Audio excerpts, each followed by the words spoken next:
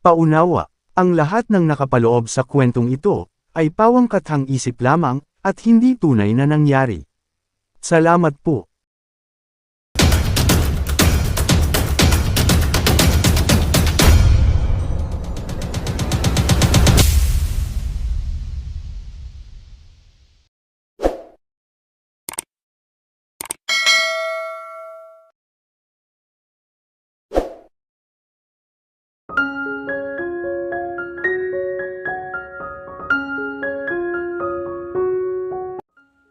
Hanggang sa naramdaman ni Cathy ang paghinga ni Lucas sa gawing likuran niya.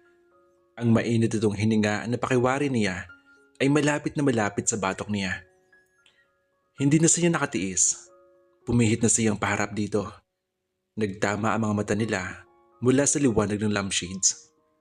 Tila kapwa nila naririnig ang malakas sa tibok ng kanilang mga puso.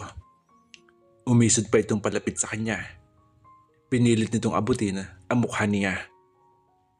Oh, Emma, hahalikan niya ako. Tili ng isip niya. Pumikit siya at hinintay ang paglapat ng mga labi nito sa kanyang mga labi. Pakaramdam niya ay umikot ang mundo niya nang maramdaman ang mainit na hininga nitong humaplos sa mukha niya. Hinaliko nito ang kanyang noo. Pagkatapos ay sa nakapikit niya mga mata, sa tungkin ng kanyang ilong at sa mga labi niya. Saglit niyang kinalimutan ng paghinga. Gusto niyang maramdaman ng husto ang halik na iyon. Iyon ang kanyang kauna-unahang halik at si Lucas pa ang nagpararas niyon sa kanya. Parang gusto niyang magsisigaw sa tuwa at magpatangay sa damdaming lumukob sa kanya dahil sa halik na iyon. Malambot at mainit ang mga labing sumakop sa kanyang mga labi. Mabango ang hininga nitong nakadagdag sa init ng halik nito. At damang-dama niya ang respeto roon. Dumilat siya ng saglit nang pakawalan nito ang mga labi niya. Natakot siyang humingi ng tawad si Lucas at sabihing nabigla lamang ito. Pero hindi nito ginawa iyon. Nanatili lamang itong nakatitig sa kanya. Maya-maya ay nakita niyang kumilos ang isang kamay nito para patayin ang lampshades na nasa gawin nito. Saka muli inilapit ang mukha sa kanya at muli siyang hinalikan.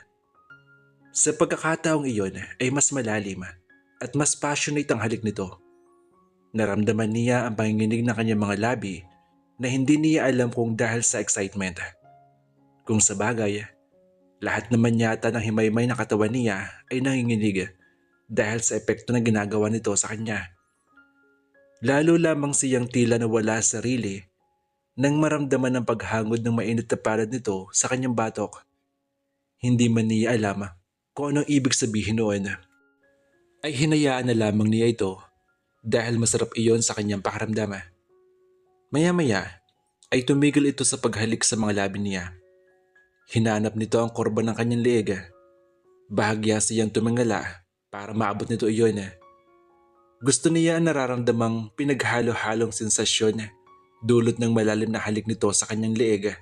Kilabot, kiliti, luwalhati.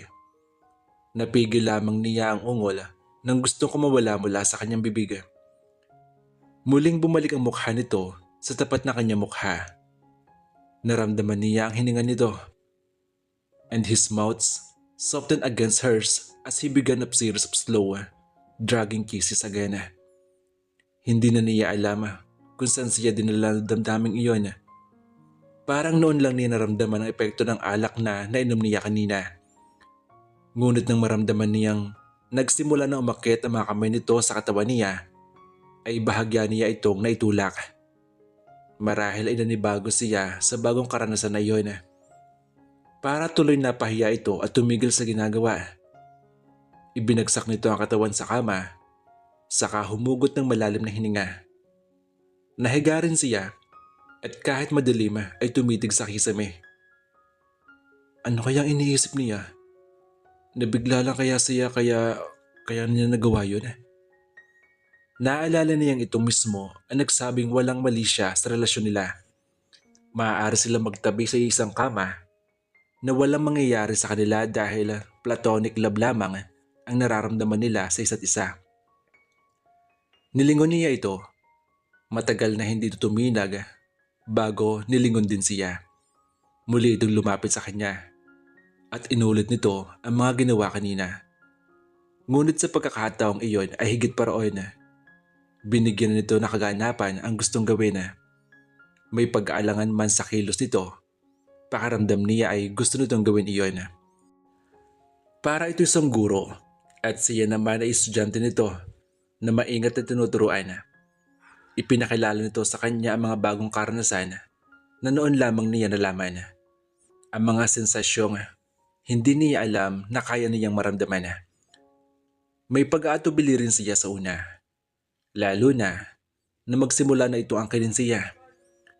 Ngunit pinalis ang mga pag-aatubiling iyon ng maingat na kilos, mabining haplos, at nakababaliw na mga halik nito. His hands pierced her body with a controlled urgency which brought her senses a different kind of longing. Hanggang sa tuloy na siyang nawala sa sarili when she accommodated him and totally surrendered herself to him. Ganun pala kapag mahal mo ang isang tao, nawawala ang pag-aalinlangan, pangamba at takot. Kinabukasan, dapat ba ako maging masaya pagkatapos na nangyari sa amin ni Lucas kagabi? Hindi iyon masagot ni Cathy. Maaga siyang umalis ng cottage ni Lucas at bumalik na sa tinutuluyan niyang cottage. Malakas pa rin ang hangin at ulan. May palagay siyang nakikiayon ng panahon sa mga nangyari. O iyon ang nag-udyo kay Lucas na gawin ang ginawa sa kanya na nagdaang gabi. Mag-aalas 9 na, ngunit hindi pa rin sumisilip ang haring araw. Hindi pa rin lumalabas ng cottage nito si Lucas. Ano kayang sasabihin niya mamaya? Hihingi kaya siya ng sorry? Tanong niya sa sarili. Kung hindi lamang malakas ang ulan, kanina pa siya bumalik na mag-isa sa Santa Monica. Nang marinig niya ang pagtunog ng kanyang cellphone, ay saka lamang niya naalala iyon. Noon lang niya na lamang marami siyang missed call and text message mula sa mami niya. Bakit hindi mo sinasagot ang mga tawag ko? Tanong nito nang tawagin siya. Nahimigan niya ang pag-alala sa tono nito. Sorry mami. Naroon kasi ako sa cottage ni Lucas. Ano? Gulat na bulalas nito. Gusto niyang sampalin na kanyang bibig dahil sa pagkakadulas niya. Kate, ano ba talaga nangyari diyan? Bakit hindi pa bumabalik dito? Mami, malakas ang bagyo rito kaya hindi kami makauwi. Malakas ang bagyo o ayaw niya umuwi? Mami, nagsisinungaling ka sa amin, Kati. Galit na galit ang lolo mo. Hindi pala totoong may mga kasama kayong kaibigan mo. Lahat sila ay narito sa Santa Monica. Mami, I can explain. Talagang marami kang dapat ipaliwanag. May nakapagsabi sa amin dito na nagtanan daw kay ni Lucas. Nagtanan? Naku, hindi mami no. Hindi kami nagtatanan. Ano? At sino? Basta, ipapaliwanag ko na lang pagbalik namin diyan. Kailangan nyo nang bumalik ngayon. Nasaan ba talaga kayo? Narito nga po kami sa Anilao. Sige na mami. Sasabihin ko po kay Lucas na kailangan na kami bumalik diyan. Napakagatlabi siya matapos mapag-usap dito. May naamoy siyang malaking gulo at problema. Mukhang napagkamalan sila ni Lucas na nagdanan. Lumipas pa ang mahabang oras. Tanghali na magkita sila ni Lucas. Pinuntahan siya nito sa tinutuluyan niyang cottage at niyaya mag-lunch. Habang kumakain sila ay walang silang imigan. Hindi siya makatingin ng tuwid sa mga mata nito. Parang bigla sila naging estranghero sa isa't isa. Kailangan na natin umuwi sa Santa Monica. Galit na galit si mami nang makausap ko kanina sa telepono. Baka bukas na lang siguro. Nanood ako ng news kanina. Marami daw landslide na sa daraanan natin. Mahihirapan lang tayo magbiyahe. Bukas na lang tayo umaga uuwi. Bukas pa rin naman daw aalis ang bagyo sabi ni Lucas. Hindi rin ito tumitingin sa kanya dahil abala ito sa pagbabalat ng sugpo. Baka kasi mag-worry sila. Maiintindihan nila yun. Alam naman nila kung nasan tayo. Mas magiging delikado kung pipilitin natin magbiyahe ngayon. Baka gabi na, hindi pa tayo makarating sa Santa Monica. Hindi na siya kumibo. Iba kasi ang tinatakbo ng isip niya. Iyon nangyari sa kanila na nagdaang gabi. Wala ba itong babanggitin tungkol doon? May magbabago na ba pagkatapos ng nangyaring iyon? Sasabihin na ba nito sa kanya na kaya ito nagawa iyon ay na-realize nitong hindi platonic love lang ang nararamdaman nito para sa kanya, na may lihim din itong pagtingin sa kanya, ngunit tulad niya ay hindi lamang maamin. Subalit nang matapos sila mag-lunch sa cottage niya, ay bumalik na ito sa cottage nito. Hanggang sa dumilim na, ay hindi pa rin niya naririnig ang gusto niyang marinig. Kinagabihan ay magkasalo sila mag-dinner, ngunit tungkol sa bagyo at sa mga lugar na nasalanta niyon ang binuksan nitong topic. Baliwala nga sa kanya ang nangyari sa kaming kagabi. Umiiwas siyang pag-usapan niyon. Disappointed na sa loobin niya habang nakaupo sa kama at nanonood ng TV. Kung sa bagay, nakakahiya rin ang pag-usapan pa yun. Pero dapat may sabihin man lang siya eh. Hindi lang naman kami nagpigo o nag-scrabble eh. Ibinigay ko sa kanya ang sarili ko. Hindi ko alam kung tama pero masayang masaya ako. Sabi niya uli sa isip. At ayaw niyang isipin gusto lamang nitong makalimutan si Carmela. Kaya nito ginawa iyon. Gusto niyang buhay na pag-asang magiging higit pa sa pagiging magkaibigan ang relasyon nila ni Lucas dahil mahal na rin siya nito. Kinabukasan, may isang oras na lang nagbiyahe mula sa Anilao pabalik sa Santa Monica. Ngunit daig pa nila ang hindi magkakilala. Walang kumikibo at walang tumitingin sa isa't isa. Nakatutok ang tingin ni Lucas sa daan habang nagmamaneho. Samantalang siya ay nakatingin sa dinaraanan nila mula sa bintana. Maya-maya ay siya na hindi nakatiis. Baka nauuhaw ka. Alok niya rito ng isa sa 2 bote ng mineral water. Kinuha nito iyon. Pareho silang nagpapakaramdaman habang umiinom. Nang lingunin niya ito, ay nahuli niya nakatingin din ito sa kanya.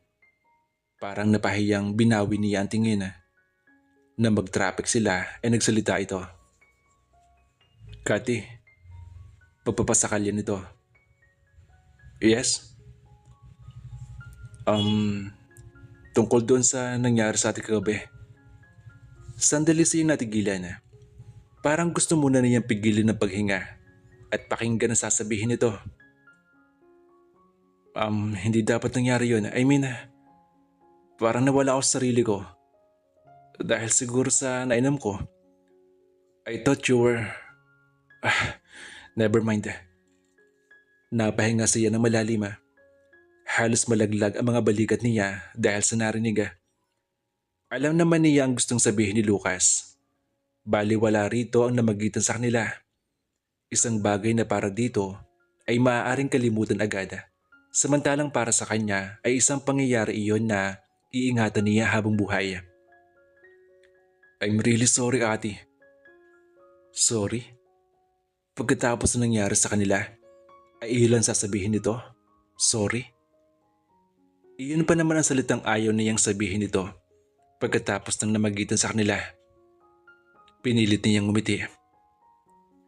Huwag na lang natin pag-usapan yun, sabi niya. Muling lumipas ang mahabang sandali. Sorry ho, lolo, daddy. Hindi kami nakauwi dahil sa lakas ng bagyo sa Batangas. Anong sorry? Hindi ko matatanggap ang basta sorry.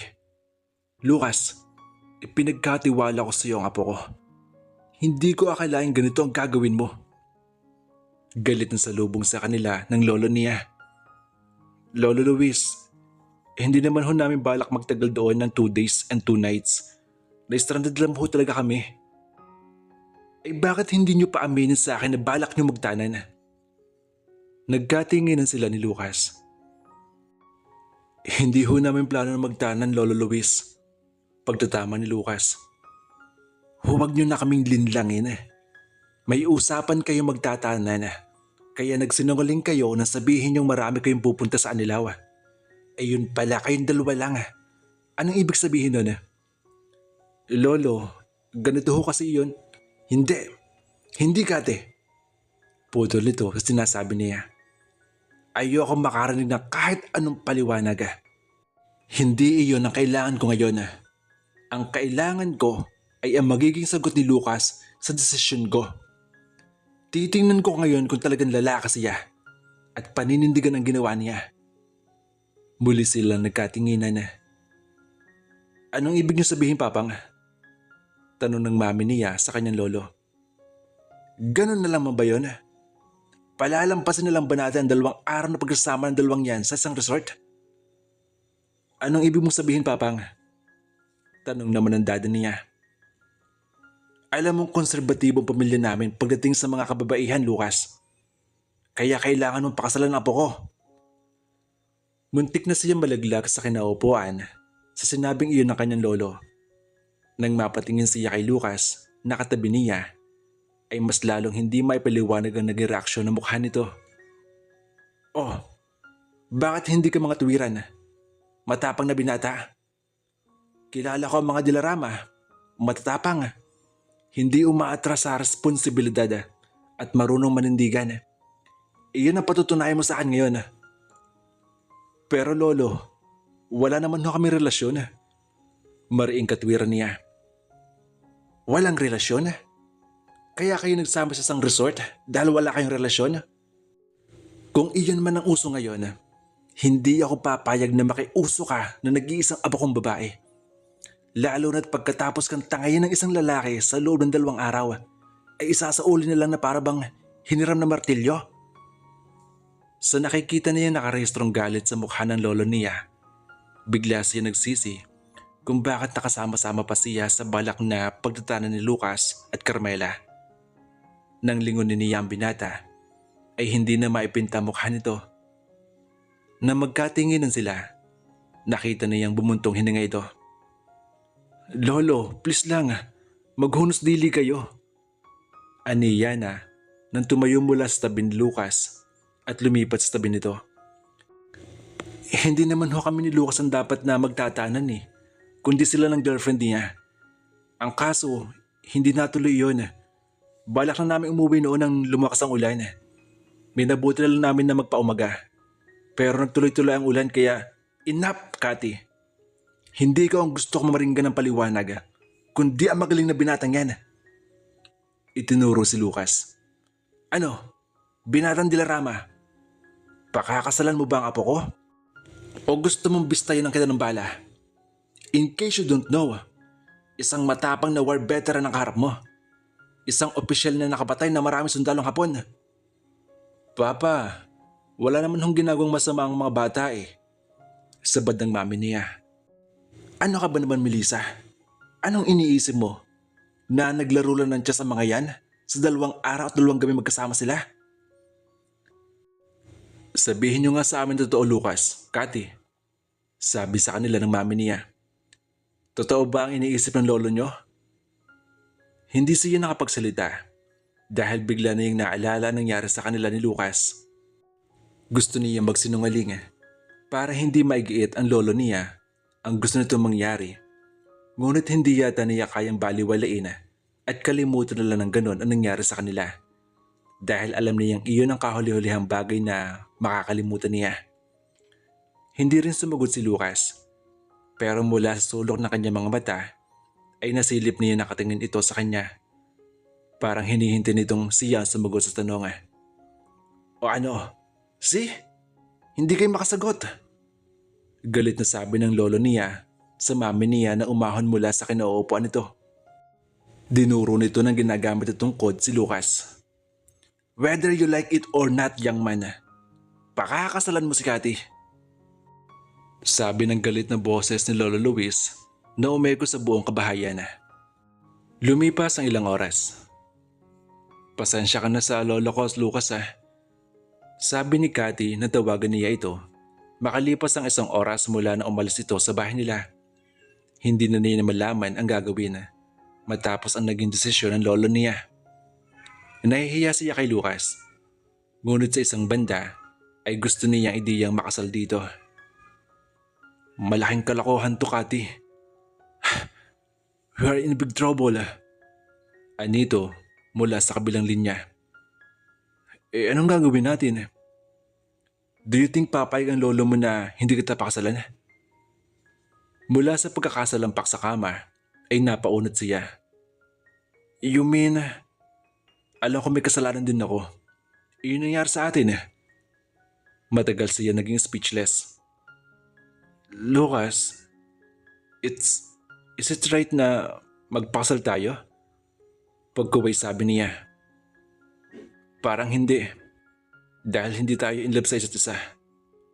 Pero malaking gulo kapag hindi ko pinanindigan ang nagawa ko. Hindi magugustuhan ng lolo ko kapag isinubong ng lolo mo ang nangyari.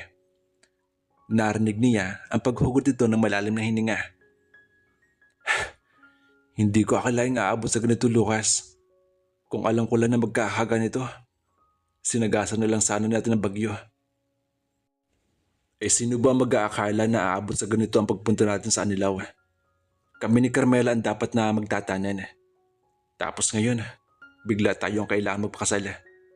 Akala ko, ngayong computer age na, moderno na rin mag-isip ang mga tao. Hindi pala. Kung napipilitan ka lang, pwede namang hindi mo ako pakasalan. Sabi na lamang niya para hindi naman ito isipin na gustong gusto niya mangyayari. I said it's my fault. Nang isama kita sa plano namin magtatanan ni Carmela, nangyari hindi dapat. I have a responsibility to you. Responsibility? May nasaging sensitive spot sa puso niya ang sinabing iyon ni Lucas. Nilinaw lamang nito na napipilitan lang talaga itong pakasalan siya dahil sa hatid na pressure ng kanyang pamilya. Lumipas pa ang ilang araw. Hindi na malaya ni Cathy kung papaano natapos ang pag-uusap na namagitan sa mga magulang niya at sa mga magulang ni Lucas para sa kasal nila. Ngunit hindi siya lubos na masaya dahil nakikita niyang parang wala itong pakialam sa mangyayaring kasalan. Sa eskwelahan ay bihira na siya nitong puntahan sa klase niya. Gaya ng madalas itong ginagawa noon, halos hindi na nga sila nagkikita. Pero naging malaking balita sa apat na sulok ng campus ang nalalapit nilang pagpapakasal. Si Carmela ang girlfriend ni Lucas, diba? Bakit ang best friend niya si Kat ang papakasalan niya? Nadinig niya ang tanong ng isang estudyanteng nasa kabilang mesa sa loob ng kantina. Habang kasama naman niya sa isang mesa ang mga kaibigang sina Isabela, Yasmin at Krisma. Oo nga Akala ko nga dati tibuyang si Cathy. Kaya nasyak nga ako nang malaman ko ikakasala sila. Sagot ng kasama nito. Pero ang swerte niya biruin mo. Sa dinami-rami ng mga gandang girls dito sa campus, siya ang pakakasalan ng most admired bachelor ng SMU. Napatingin sa kanya mga kaibigan niya. Talagang pinag-uusapan ng kasal niyo sabi ni Yasmin. Marami na iinggit sa'yo. Marami ding nag-iintriga sa kasalan dating mag-best friend. Inalis niya ang sandwich napkin na nakabalo sa chicken sandwich niya. Saka kumagat doon. Naiinggit lang mga iyan. Medyo napipikang sabi niya. Naiinggit? Dapat nga ba siyang kainggitan samantalang responsibility lang ang dahilan kaya siya pakakasalan ni Lucas? Si Cathy at ang mami niya, katulong ang ilang barkada, ang abala na nakipag-coordinate sa wedding coordinator.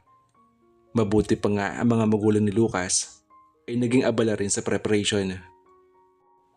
Ngunit ang binata, wala itong pakailam na parang hindi ito'y kakasala. 3 araw bago ang kanilang kasala ay nagkita sila ni Lucas dahil nagpadaos ang lolo niya ng isang party. Nag-hi lamang ito sa kanya na dumating ito sa kanila. Haggard looking ito at mukha wala pang tulog. Hindi na niya pinansin ang itsura nito. Okay na ba ang barang mo? Tanong niya rito nang magkatabi na sila sa isang mesa. Ang barong na isusuot ko? Hindi ko na siguro kailangan ipit yun. Total, kahit maliit o masyadong maluwag sa akin, hindi na mapipigil ang kasala. Alam niyang may laman ang sinabi nitong iyon kaya natigilan siya. Ngunit ayaw niyang magpakasensitiba. Hindi yan typical na siya. Ayaw rin niyang isipin na may abnormalidad sa pagpapakasal nila. Gusto niya mag-ilus yung girlfriend siya ni Lucas bago sila ikasala. Na mag-sweetheart sila na parang excited sa nalalapit nilang kasala. Maya-maya ay tumunog ang cellphone nito. Tumayo ito at dumistansya ng kaunti. Saka kinusap ang caller. Pagbalik nito sa mesa nila ay napansin niyang parang problemadong hinagod nito ang mga daliri ang sariling balok. Lucas, may problema ba? Wala. Walang emosyong sagot nito. Sino yung tumawag? Out of curiosity ay naitanong niya. Bumuntong hininga muna ito bago sumagot. Si Carmela. Carmela? Kinabahan siya. Bumalik ba si Carmela para bawiin si Lucas? Anong sabi niya? Nangabang usisa niya. May nakapagsabi raw sa kanya na ikakasala tayo. Gumawa lang siya ng paraan para matawagan ako. Inihatid pala siya ng kuya niya sa La Union. Lalo siyang kinabahan sa nalaman. Paano kung habulin ni Carmela si Lucas at pigilan ang kasal nila? Paano kung magbagong isip ni Lucas? And worse, paano kung malaman nito na siya ang dahilan ng hindi pagkatuloy na pagdatanan sana ng mga ito? Akala ni Cathy ang debut niya ang magiging pinaka-memorable event sa buhay niya. Ngunit hindi pala. It was her wedding day. A bride at 18, hindi niya inakalang pagkatapos ng kanyang debut ay ikakasala siya at hindi sa kanyang boyfriend kundi sa kanyang best friend. In grande ang kasal nila, ngunit pinili lang gawin mas pribado hanggang maaari. Close friends and relatives lamang ang inimbita niya. Karamihan sa mga dumalo noong debut party niya ay siya ring naroon sa wedding day niya. At sa ikalawang pagkakataon, naranasan niya ang mahagkan si Lucas. Ngunit hindi na isang friendly kiss at hindi sa cheek, kundi sa kanyang mga labi at bilang asawa nito. Pagkatapos ng kasala, ay tumuloy na sila sa bahay ng mga Dilarama dahil tatapusin pa nila ang semester bago sila mag-honeymoon. Isang luxury liner na maglilibot sa baybaying dagat na ilang mga bansa sa Asia ang kanilang sasakyan. Regalo iyon sa kanila ng isa sa mga ninong nila sa kasala. Nang gabing ring iyon, ay inilipat na ang mga gamit ni Cathy sa bahay ng mga Dilarama. Napansin niyang tahimik si Lucas sa pagkakaupo sa couch nang pumasok siya sa silid nito habang hilang isang malaking maleta na punong-puno ng mga damit niya. Hindi kalakihan ang kama nito. Hindi niya alam kung bakit bigla siya naging uncomfortable sa loob ng silid na iyon na kasama nito. Mabuti po noong mag-best friend lang kami. Never kong maramdaman ang ganitong uneasiness. Pakaramdam niya ay isang ekstranghero ang kasama niya sa silid na iyon. Dati naman ay siyang sanay kumilos doon. Dati na rin at home siya sa bahay ng mga Dilarama. But suddenly, nagbago ang pakaramdam niya. Oh, bakit tumayo ka lang diyan? Pukaw ni Lucas sa kanya. Saan ko ba ilalagay itong mga damit ko? Ngumiti ito, ngiting sarkastiko. My God, saan ba dapat nilalagay ang mga damit? Di ba sa closet? Natigilan siya. Hindi siya sanay sa maging sarkastiko ito. Kumilos siya para ayusin ang mga damit niya sa closet. Nang buksan niya iyon, ay nakita niyang punong-puno iyon ng mga damit ni Lucas. Wala nang space, sabi niya rito. Well, you can do something about it. Kailangan mo ayusin ang mga damit ko para magkaroon ng space para sa mga damit mo. Kung tutuusin, maaari naman itong iutos sa 3 katulong ang pag-aayos ng mga damit nito. Pero bakit hindi nito gawin? Kung sa bagay, obligasyon na niya iyon ngayong mag-asawa na sila. Maliit nga pala tong kama mo. Sinabi lang niya iyon para mabreak ang katahimikan. Maliit para sa dalawa, pero malaki para sa isa. Sagot nito. Hindi niya alam kung nagiging very sensitive lang siya o talagang may himig ng patutsada ang mga sinasabi nito. Hindi na nga siya sigurado kung ang Lucas na kausap niya at kasama sa silid na iyon ay si Lucas na best friend niya. Pwede naman akong sasahig na lang. Total carpeted naman tong bedroom mo. Hindi. Kilala mo ako, Kati. Hindi ako ganun ka-gentleman. Kung hindi tayo kasya sa kama, pwede naman sa sahig na lang ako matulog. Sa sahig? Hindi kaya nag-alibay labang ito para hindi sila magkatabi. Umahon ito mula sa kinaupuan bago ito pumasok sa banyo at nagsalita ito. Pagkatapos ko mag-shower, matutulog na ako. Kung may kailangan ka, iutos mo lang ka na Charing. Kilala ka naman nila. Oo, ako nang bahala sa sarili ko. Ngunit pagsara nito ng pinto ng banyo, pakiramdam niya ay ang malaking bahagi ng puso nito ang isinara nito. Pati ang konting pag-asang hawak niya ay parang naglaho. Pag-asa ang pagiging mag-best friend nila ay maaaring mauwi sa pagiging romantic couple. Siguro ay makakontento na muna siyang balikan na lang sa isip niya ang mga namagitan sa kanila sa Anilaw. Kinabukasan, linggo kaya walang pasok. Dahil siguro sa pagod sa ilang araw na paghahanda sa kasal at sa pag-iistima na rin ng mga bisita, ay tinanghali ng bangon si Kati. Napabalikwas siya ng bangon nang maalalang wala na siya sa kanyang silid sa bahay nila, kundi nasilid na siya ni Lucas. Wala na siya sa nakasanayan niyang disorganisadong silid sa bahay nila, kung saan nagkalat ang mga pocketbooks, magazine at throw pillows. May mga CDs na sa halip na CD rack ay nasa ibabaw ng monitor o printer ng kanyang computer. Hindi rin pitch ang kulay ng dingding na nakapaligid sa kanya kundi asol. Agad na hinanap ng mga mata niya si Lucas na natulog sa ibaba ng kama. Wala na ito roon. Nakaligpit na ang ginamit itong una at kumot. Nagkukumahog siyang bumangon at nagmamadaling magtuloy sa banyo.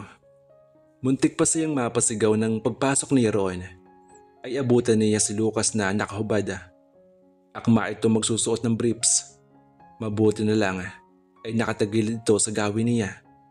Ganun pa man ay halos makita na niya ang lahat-lahat dito. Bigla niyang naitakip ang mga kamay niya sa kanyang mga mata. Saka nagmamadaling lumabas ng banyo. Narinig pa niya ang nakakalokong tawa nito.